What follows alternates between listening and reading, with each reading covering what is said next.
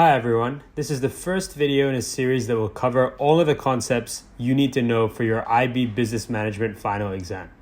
This video covers all the key concepts for Unit 1, Intro to Business Management. At the end of this video, we will share with you the next steps you can take depending on your familiarity with the content. First up, we have Unit 1.1. In order to start, a business requires the 4 factors of production: land, which is natural resources; labor, which is human effort; capital, which is equipment; and enterprise, which is an individual who puts this all together. Imagine the example of a bakery. Bakeries require a physical location for its store or land, employees to bake and sell the goods, which is labor, machinery and equipment to bake these goods, capital, and a business owner who puts it all together to make this happen, which is enterprise. These are all examples of inputs or things that are required to produce an output. Outputs are finished goods and services that businesses sell. A business adds value by combining these inputs to generate an output which can be sold at a higher price. A business also has 4 key functions, which represent the 4 other units in this course.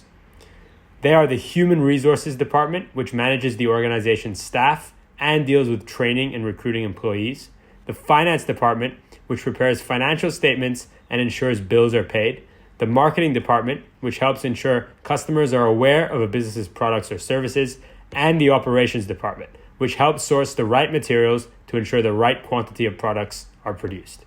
In terms of the types of economic sectors, we can use our bakery example to illustrate the 4 key sectors. The primary sector involves the extraction of raw materials. For example, a farmer who would plant and extract wheat, which is used to make flour.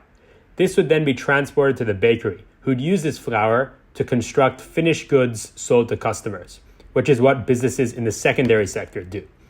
If our bakery decided to offer baking classes to customers, that would be an expansion into the tertiary sector, which is focused on providing a service to customers. Finally, doing research to create a new flavor would be considered creating knowledge, which is the quaternary sector. Value added increases as you move through the different sectors. The second part of Unit 1.1 focuses on entrepreneurship. Entrepreneurs are those who start up their own businesses, taking on financial risk in order to generate a profit. Entrepreneurs can have many different motivations for starting up their own business, from earning money for themselves, to autonomy, to working in an area that they're passionate about. However, all entrepreneurs also encounter numerous challenges, such as obtaining financing, struggling to attract employees, and more. Moving to Unit 1.2, all organizations operate in either the private or public sector. The private sector encompasses organizations owned by private individuals who typically aim to make a profit. The public sector focuses on organizations owned by the government, which typically provide important services for citizens like healthcare or education. There are 4 different types of for-profit organizations that you need to know. The first is a sole trader, which is a business run by an individual. Sole traders have the most flexibility in decision-making and keep all of the profits made by the business for themselves. However, they also have unlimited liability, which means that their personal assets are not separate from the business and have to manage everything themselves. The second type is partnerships, which are businesses owned by multiple people who share in the responsibilities of running the business. This allows the firm to benefit from the diversified skill sets of the partners. However, partnerships also have unlimited liability, and extra partners can lead to slower decision-making. The third type are privately held companies, which are incorporated businesses with limited liability. This means that the business is a separate legal entity to the owners. These organizations typically have greater access to financing, but face greater costs in the setup and running of the business due to the firm's status as a separate legal entity.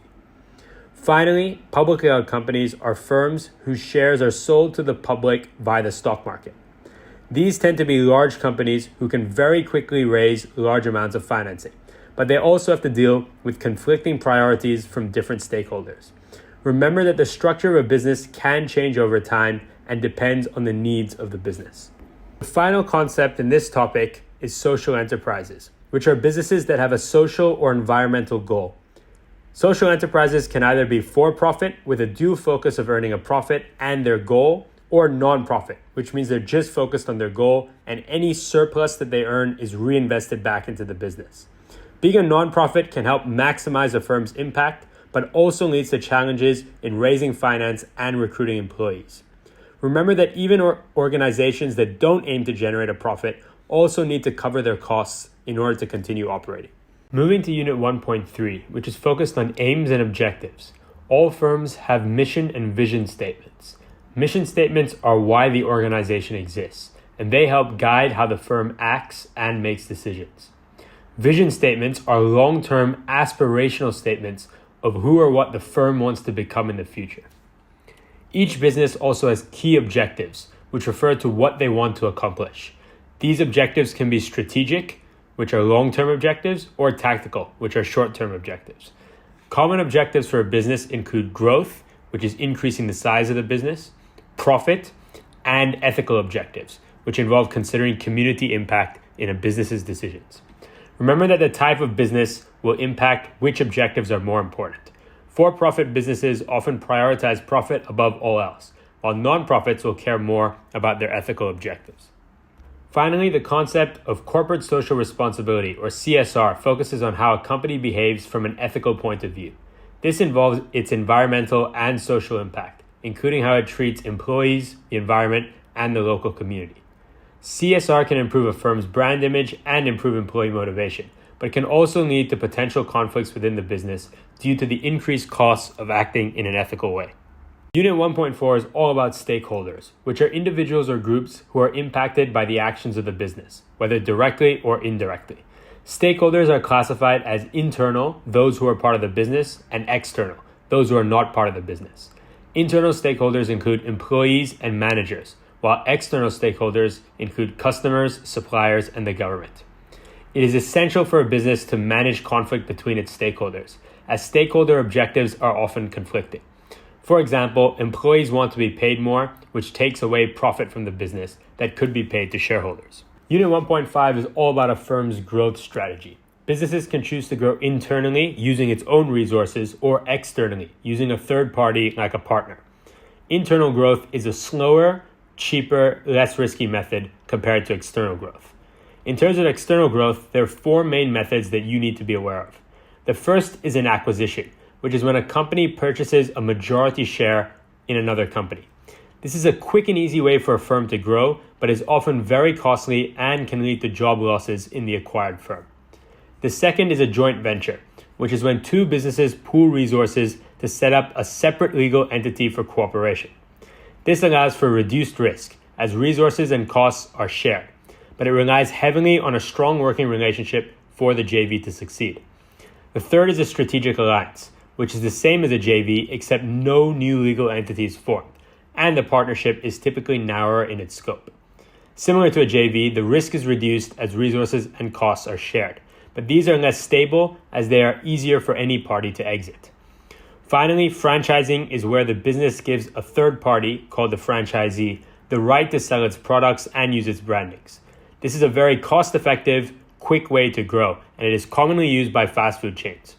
However, it becomes difficult for the business to monitor all of its outlets to ensure quality, and the franchisee can sometimes become frustrated with the lack of autonomy in running the franchise. Most businesses prefer to grow, as by becoming larger, not only can they earn more profits, but they can also enjoy better recognition from their customers, earn greater access to financing, and attract more talent. But not all businesses want to become large businesses. Certain businesses prefer to stay relatively small, as this can allow for better relationship building with customers, and the owners can maintain full control and ownership of the firm. In your exam, remember that growing doesn't necessarily have to be a priority or a must for a business. One of the benefits of these large firms is taking advantage of economies of scale, which occur when the average cost falls as a result of the business operating on a larger scale. There are different types of economies of scale that you need to know, with the most common one being purchasing economies of scale. This involves firms getting discounts from suppliers due to their large order size. Economies of scale can help a business improve its profit margins due to the lower cost of operation. The opposite of economies of scale is diseconomies of scale, which occurs when average costs increase as a result of the business producing more. This is likely due to a lack of control, efficiency, or communication. These economies and diseconomies of scale can also be classified as internal or external. Internal has to do with reasons relating to the business itself, such as efficient production methods or a well-trained workforce, while external has to do with factors outside of business that impacts all the firms in the industry, such as proximity to suppliers or customers. Finally, Unit 1.6 focuses on multinational corporations, or MNCs, which are companies that operate in more than one market. MNCs can access a wider customer base abroad, giving customers more choice and providing significant employment opportunities to locals. However, MNCs also impact domestic businesses by increasing competition and tend to exploit more lenient environmental and labor laws overseas. If you've made it this far, congratulations, the content part of this video is over. A quick word on exam strategy related to this unit. This is a very qualitative heavy unit, which means it's more likely to come up in paper 1 or section B of your paper 2. In unit 1, historically, unit 1.2 and unit 1.5 are the most commonly tested on exams. If you have to prioritize, we would recommend you become familiar with the concepts in these topics in the most depth, with a specific focus on the types of business entities as well as the different methods for growth. If you've made it this far, you're probably wondering what's next. Take a moment to reflect on whether you are comfortable with all of these topics and concepts. If the answer is no, you can find more detailed versions of every topic and key concept under the review video section of our website, Diplomaly.org. The next step is to practice specific concepts in this video. For this, head over to the case studies section, which allows you to practice these concepts by the individual topics or the full unit as a whole. Finally, you can also try the comprehensive cases, which focus on the full BM syllabus in the exact same style as your final paper 2, or you can try a full-length mock exam. Regardless of what you choose to practice, be sure to review each of your responses, not just against the mark scheme, but the full-length exemplar response we have provided for you, which represents a response from a student who would score full marks. If at any point you are unsure how to respond to a question, check out the response structures section of our website, which will help you understand how to answer every type of question in BM according to the number of marks and the command term. We hope this video was useful for you in studying for BM. If you're looking for additional help, please feel free to reach out to us via our email at info@diplomaly.org or via WhatsApp.